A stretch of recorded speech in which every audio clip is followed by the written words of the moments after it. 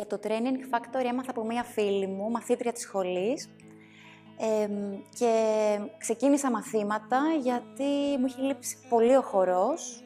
Έκανα παλιότερα πολλά χρόνια και ένιωσα την ανάγκη να το ξαναβάλω στη ζωή μου.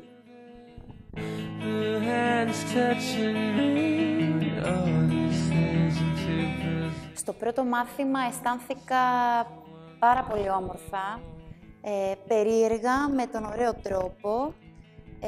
Οι χορογραφίες της Ελένης είναι πολύ δημιουργικές.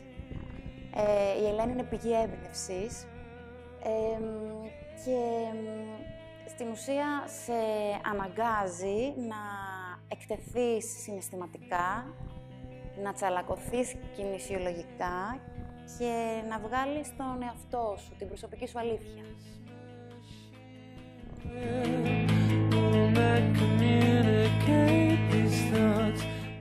Αυτό που έχει αλλάξει την καθημερινότητά μου από τότε που ξεκίνησα χορό στο Training Factory είναι ότι πλέον αισθάνομαι χορεύτρια. Δεν αισθάνομαι απλώς μια κοπέλα που παρακολουθεί μαθήματα χορού.